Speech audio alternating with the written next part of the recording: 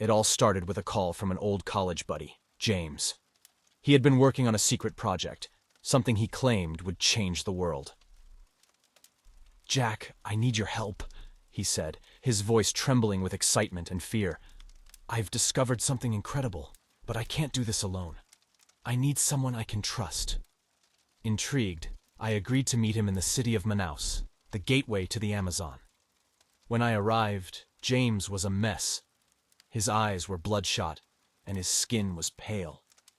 He looked like he hadn't slept in days. "Thank God you're here," he whispered, pulling me into a tight embrace. Over a few drinks, James revealed the purpose of his mission. He had stumbled upon an ancient map that supposedly led to a hidden tribe deep within the rainforest. "They're not like anything we've ever seen before," he said, his voice low and conspiratorial. "They possess knowledge that could change everything." Despite my reservations, I couldn't resist the call of adventure. We gathered our gear and set off into the jungle, guided only by the cryptic map and James's obsessive determination. The rainforest was a symphony of life, with the calls of exotic birds and the rustle of unseen creatures filling the air. But as we ventured deeper, a sense of unease began to creep over me. The trees seemed to close in around us, their branches reaching out like gnarled fingers. The air grew thick and heavy, as if the very jungle itself was trying to suffocate us. And then there were the eyes, glinting in the shadows, watching our every move. James remained undeterred, pushing us forward with a manic energy that bordered on madness. "We're close," he kept saying, his voice barely above a whisper. "I can feel it." On the 7th day, we found it. Hidden beneath a canopy of ancient trees, the entrance to the Lost Tribe's village loomed before us. But as we approached, a sense of dread washed over me. There was something wrong here, something terribly, unspeakably wrong. The village was eerily silent, and the stench of death hung heavy in the air. As we stepped into the clearing, I felt my blood run cold. It wasn't a village at all, but a fucking slaughterhouse. Human bones littered the ground, and the walls of the huts were adorned with grotesque trophies, skulls, teeth, and dried skin. And then they appeared, slipping out from the shadows like wraiths. The tribesmen were tall and gaunt, their skin covered in intricate tattoos and their eyes blazing with a feral hunger. They surrounded us, their spears and knives glinting in the fading light. "James," I whispered, my voice trembling with fear. "What the fuck have you gotten us into?" But James just smiled, a twisted, maniacal grin that made my skin crawl. "Don't you see, Jack?" he said, his voice dripping with insanity. "We're about to become a part of something greater than ourselves. We're about to join the feast." And then the tribesmen attacked, their shrieks of madness filling the air as they descended upon us like a pack of rabid dogs. The last thing I saw before everything went black was James's face, contorted in a mask of pure, unbridled ecstasy. I found myself in the center of a large, circular clearing. The tribesmen surrounded me, their bodies swaying in time with the chant. Their faces were painted with intricate patterns, the whites of their eyes stark against the dark pigments. I searched frantically for James, but he was nowhere to be seen. Instead, my gaze was drawn to a figure seated on a throne of twisted bones and vines. He was larger than the others, his body adorned with a cloak of human skin. His eyes, black as the void, seemed to bore into my very soul. The chanting reached a crescendo, and the tribesmen parted, revealing a sight that made my blood run cold. There, on a crude altar of stone, lay the mangled remains of my friend. James's body had been carved open, his organs removed and arranged in some sort of sickening ritual pattern. I wanted to scream, to cry out in horror and rage, but my throat constricted, my voice trapped in a silent scream. The leader rose from his throne, his movements fluid and graceful, almost unnaturally so. He strode towards me, his cloak of skin rippling in the firelight. "You are a gift," he said, his voice a raspy whisper that seemed to echo through the clearing. a offering to the gods of flesh and hunger. He reached out, his fingers tracing the contours of my face, leaving trails of sticky, congealed blood in their wake. I recoiled, but there was nowhere to go, no escape from this nightmare. The leader smiled, a cruel, predatory grin that exposed sharpened, blackened teeth. "Your flesh will nourish us," he continued, his breath hot and fetid against my skin. "Your blood will strengthen us, and your screams will be a symphony to the gods." He turned to the tribesmen, his voice rising in a frenzied shout. "Prepare the feast. Tonight, we dine on the flesh of the outsiders." The tribesmen erupted in a cacophony of shrieks and howls, their bodies convulsing in a frantic, possessed dance. I struggled against my bonds, my heart pounding in my chest as I watched them bring forth crude, blood-stained tools, knives of sharpened bone, saws crafted from the jaws of some monstrous beast. They descended upon James's corpse like a pack of vultures, tearing and ripping at his flesh with a savage fury. The sound of cracking bones and tearing sinew filled the air, mingling with their frenzied cries in a sickening symphony. I closed my eyes, bile rising in my throat as I tried to block out the horrific sight. But there was no escape from the stench of blood and viscera, from the wet, slurping sounds of their feasting. Through the haze of terror and revulsion, I heard it, a low, guttural moan that sent shivers down my spine. My eyes snapped open, and I saw James's corpse twitch and shudder, his limbs jerking in a grotesque parody of life. The tribesmen fell silent, their eyes wide with a mix of fear and reverence. The leader stepped forward, his hand outstretched, and placed it on James's chest. With a sickening crack, James's body arched upwards, his eyes snapping open, filled with a feral, inhuman hunger. The leader turned to me, his voice a low, guttural growl. "Behold," he said, his eyes glinting with malevolent glee. "The power of the flesh, the strength of the blood. Your friends shall join us in the feast, and you shall be the main course." I gasped for air as my eyes snapped open, the remnants of the nightmare still clinging to my mind like a suffocating shroud. My heart raced, pounding against my ribcage as if desperate to escape the confines of my chest. Beads of cold sweat trickled down my forehead and stung my eyes, blurring my vision. For a moment, I couldn't distinguish between the dream and reality. The eerie sounds of the jungle at night, the rustling of leaves, the distant cries of nocturnal creatures, melded with the echoes of the tribal chants and drumbeats that had haunted my sleep.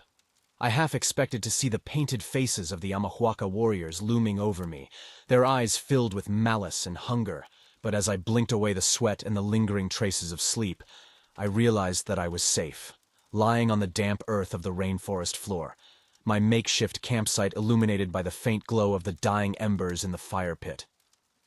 I sat up slowly, my muscles aching from the exertion of my imagined flight through the jungle. The lightweight sleeping bag felt heavy and constricting, as if it were trying to drag me back into the realm of nightmares. I unzipped it with trembling hands and wriggled free, desperate to feel the cool night air against my skin. As I stumbled to my feet, I scanned the surrounding trees, half expecting to see the tribal warriors from my dream emerging from the shadows, but there was nothing. Just the endless expanse of the Amazon rainforest, stretching out in every direction like a primordial labyrinth. I took a deep, shuddering breath, trying to calm my frayed nerves. It was just a dream, I told myself. A vivid, terrifying dream.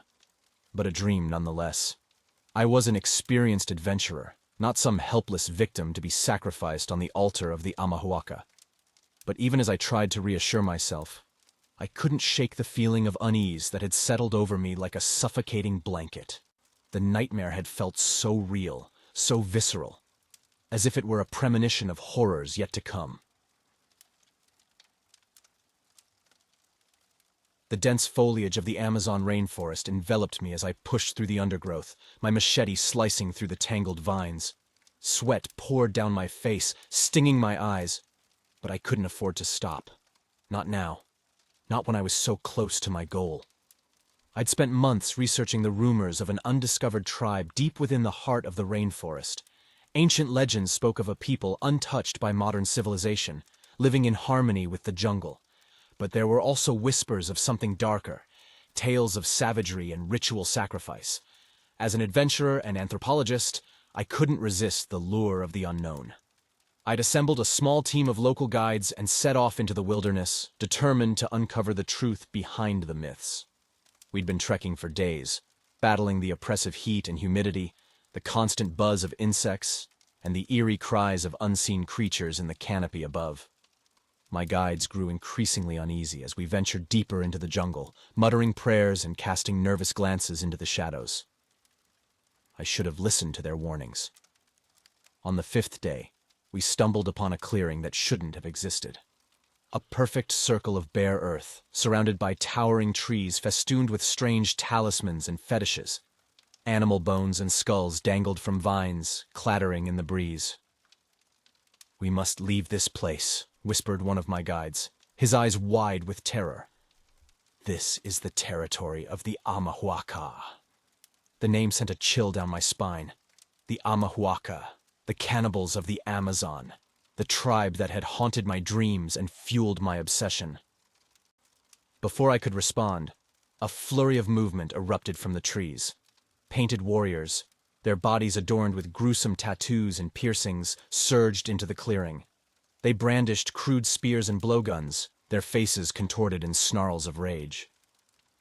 My guides turned to flee, but it was too late. The warriors closed in, their weapons glinting in the dappled sunlight. I raised my hands in a gesture of peace, desperately trying to recall the few phrases I'd learned in their language. But as I opened my mouth to speak, a blowgun dart pierced my neck. The world spun, colors bleeding together in a sickening kaleidoscope. I collapsed to the ground, my limbs no longer obeying my commands. As consciousness faded, I caught a glimpse of the warriors dragging my limp body deeper into the jungle. The last thing I heard was the distant, agonized screams of my guides, echoing through the trees. My journey had only just begun, and already I was in hell. I awoke to the sound of chanting, a guttural, rhythmic pulse that seemed to vibrate through my entire being. My head throbbed, and my vision swam as I tried to make sense of my surroundings. I was lying on a hard, earthen floor, the pungent smell of smoke and decay filling my nostrils. As my eyes adjusted to the dim light, I realized I was inside a large hut, its walls adorned with grotesque masks and fetishes. The chanting grew louder, and I turned my head to see a group of Amahuaca warriors seated in a circle around a flickering fire. Their bodies were painted with intricate patterns, their faces obscured by animal skulls. I tried to move, but found my wrists and ankles bound tightly with coarse rope. Panic surged through me, and I struggled against my bonds, my heart pounding in my chest. One of the warriors noticed my movement and rose to his feet, stalking towards me with a predatory grace. He knelt beside me, his breath hot against my face, and traced a finger along my cheek. "Awake, outsider," he hissed in broken English. "Good. The ceremony will begin soon." I swallowed hard, my mouth dry with fear. "What ceremony?" I managed to croak. The warrior grinned, his teeth filed to sharp points. "You are honored guest. You will join us in feast." A cold sweat broke out on my forehead as the realization dawned on me. The Amahuaca were cannibals, and I was to be their next meal. The warrior yanked me to my feet, cutting my bonds with a jagged knife. I stumbled, my legs weak from the drugged dart, but he shoved me forward, out of the hut and into the village beyond. What I saw there will haunt me until my dying day. The village was a nightmare come to life, a twisted parody of human civilization. Huts made from human bones and skin stretched as far as the eye could see, their walls adorned with leering skulls and shrunken heads. In the center of the village stood a towering altar, stained dark with old blood. The Amahuaca swarmed around me, their painted faces leering and twisted with hunger. They poked and prodded at my flesh, their sharp nails digging into my skin. I fought back the urge to scream, knowing it would only excite them further. The warrior who had spoken to me earlier shoved me to the ground at the base of the altar. "You wait here," he growled. "High Priest will come for you." I huddled against the rough stone, my mind racing as I tried to come up with a plan of escape. But before I could act, a hush fell over the village. The warriors parted like a sea, making way for a figure that emerged from the largest hut. The High Priest was a vision of terror, his body covered in scars and tattoos, his face hidden behind an elaborate mask crafted from a human skull. He carried a staff adorned with shrunken heads, their empty eye sockets seeming to stare directly into my soul. He approached the altar, his movements slow and deliberate. The warriors fell to their knees, chanting in a language I couldn't understand. The High Priest raised his staff, and the chanting reached a fevered pitch. I closed my eyes, waiting for the blow that would end my life. But it never came. Instead, I felt a hand grasp my chin, tilting my face upwards. I opened my eyes to find the High Priest's masked face inches from my own. "You have trespassed on our land, outsider," he said, his voice a rasping whisper. "You will pay the price." He turned to the warriors, his staff held high. "Prepare the sacrifice!" he bellowed. "Tonight, we feast." The warriors surged forward, their hands grasping at me, their teeth bared in feral grins. As they dragged me towards the altar, I screamed, my voice swallowed by the chanting and the pounding of drums. My only hope now was that death would come quickly.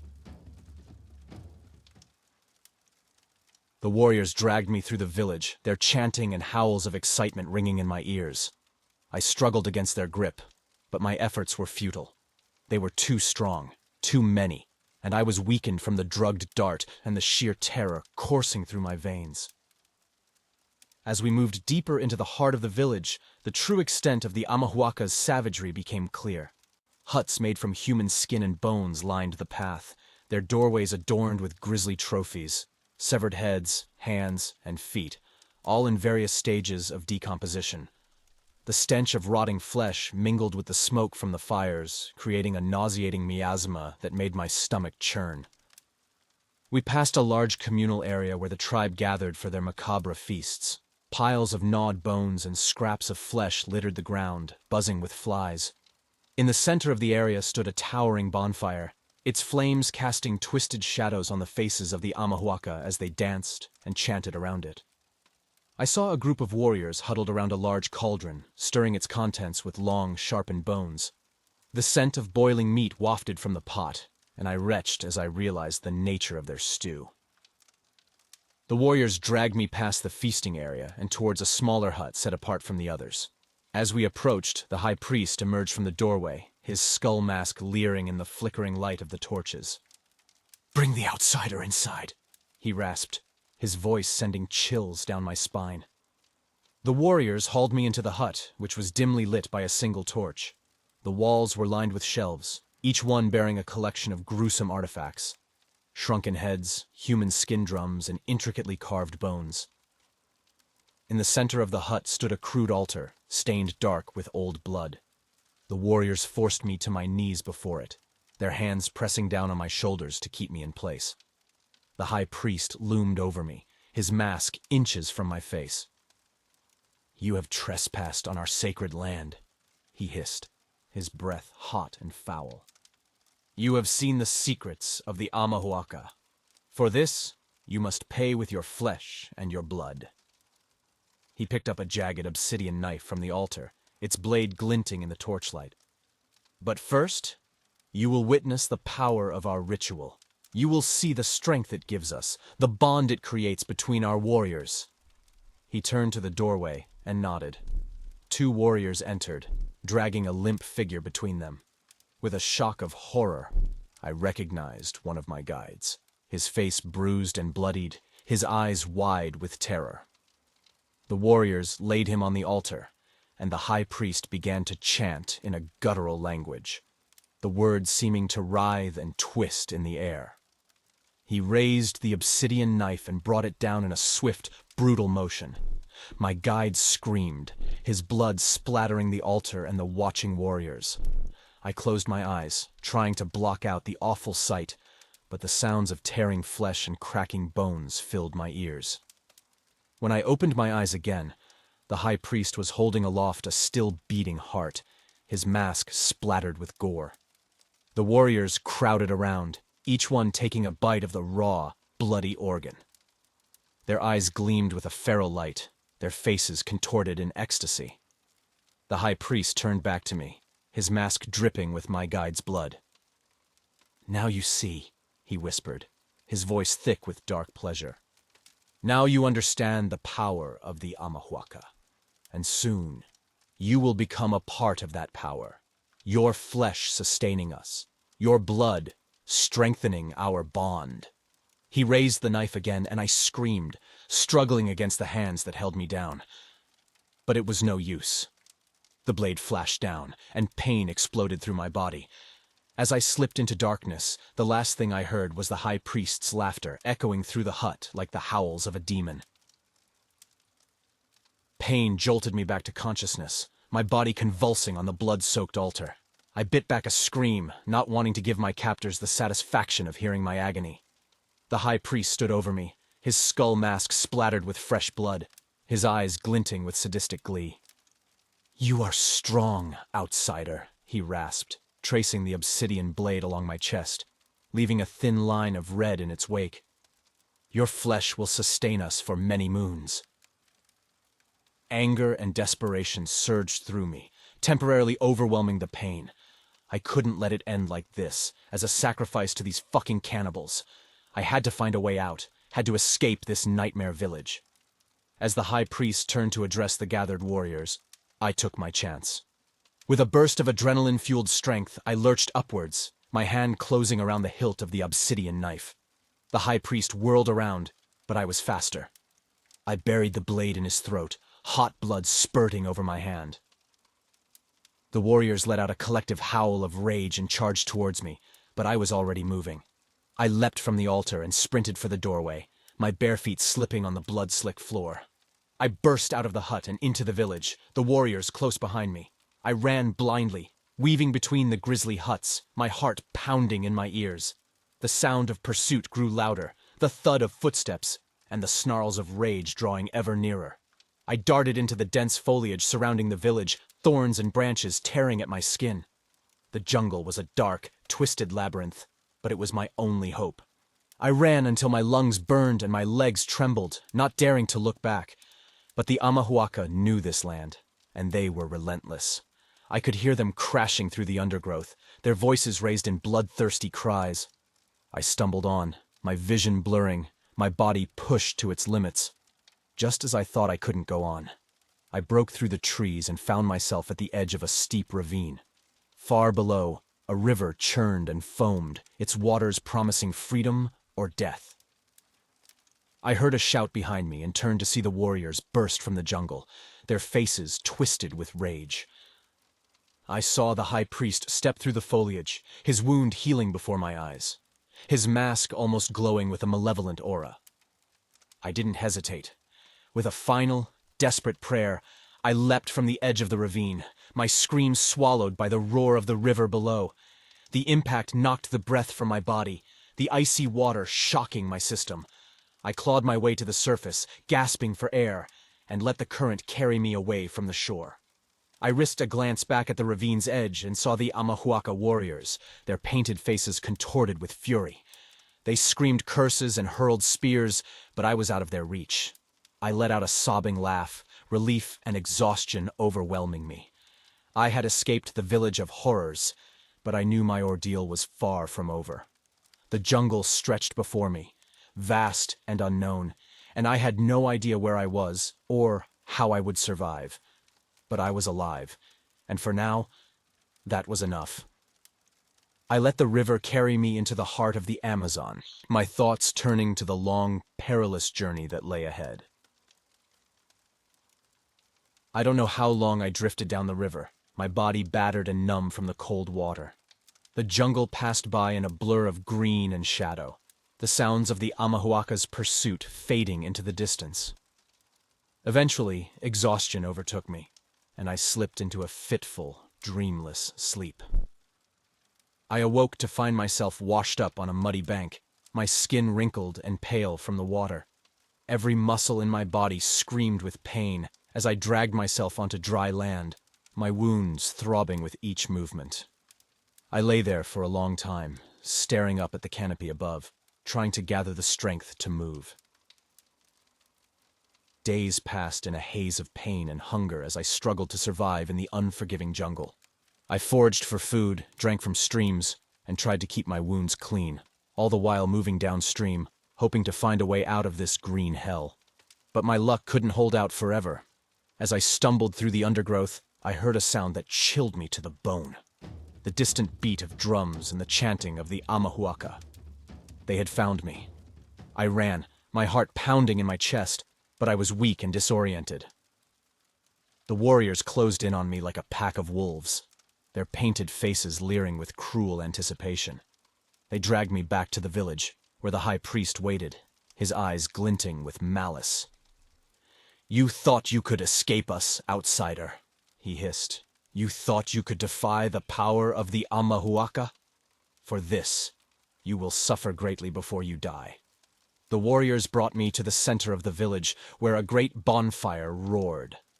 The tribe gathered around me, their faces painted with blood and ash, their eyes hungry for violence. The high priest raised his hands, his voice booming out over the crackling flames. "Tonight, we offer this outsider to the gods," he cried. "His blood will sanctify our land, and his flesh will make us strong." They forced me to my knees before the bonfire, their hands cruel and unyielding. The high priest approached, a bone knife clutched in his hand. "I will carve the heart from your chest," he whispered, his breath hot against my face. "I will eat it raw before the gods, and your soul will be forever trapped in this place." I closed my eyes, waiting for the blade to pierce my skin.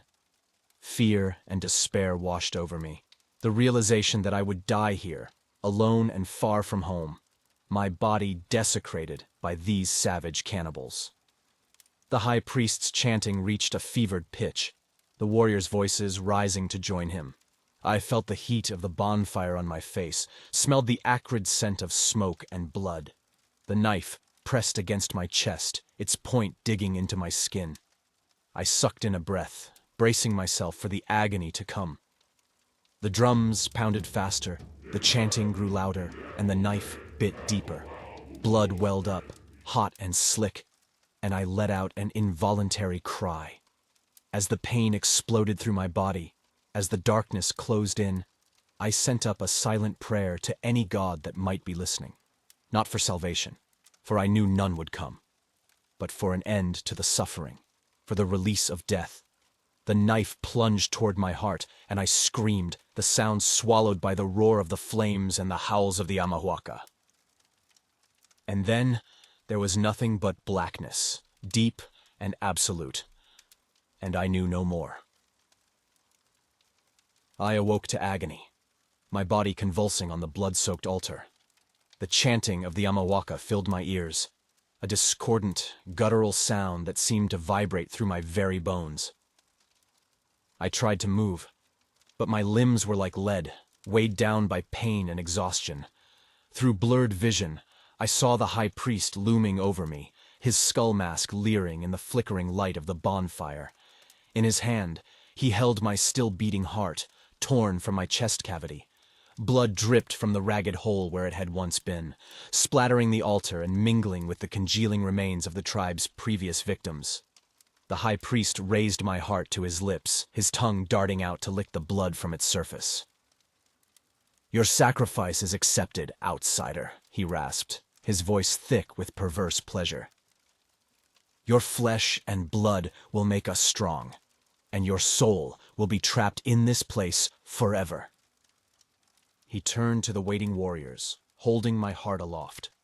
They surged forward, their hands grasping, their mouths open in anticipation. I watched in horror as they tore into the organ, their teeth ripping and tearing, their faces smeared with my blood. But even as they consumed my heart, I felt a strange sensation overtaking me.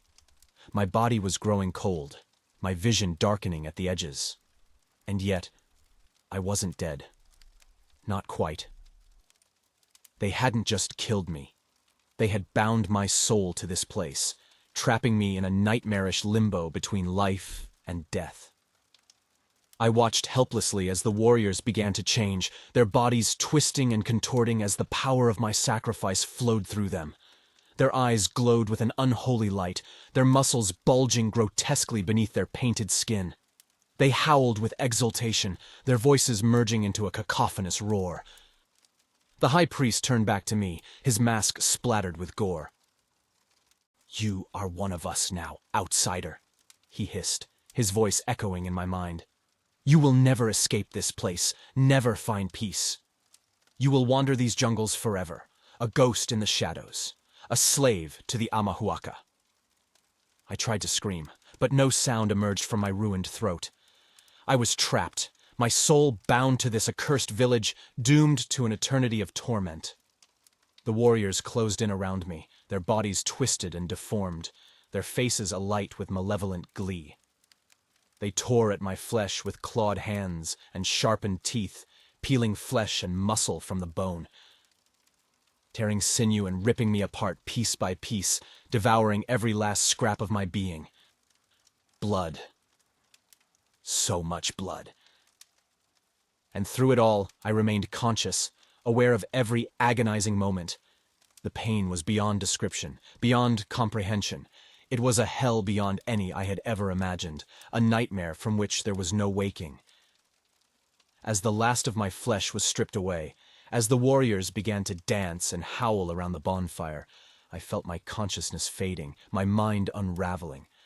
I was becoming one with the jungle, with the darkness that lurked in its heart. I knew that I would never escape this place, never find solace or redemption.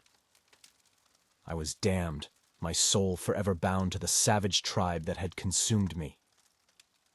In my final moments of lucidity, I sent up a silent warning to any who might follow in my footsteps. Beware the Amahuaca. Beware the jungle's dark heart. For there are fates worse than death, and there are places where even the bravest souls fear to tread. And then, I surrendered to the darkness, my mind fracturing, my identity slipping away. I became one with the shadows, a ghost in the green, a cautionary tale whispered by the wind. There was no escape, no hope, no end to the nightmare. There was only the jungle and the tribe that called it home. And there was only the eternal, unrelenting horror of what I had become. A feast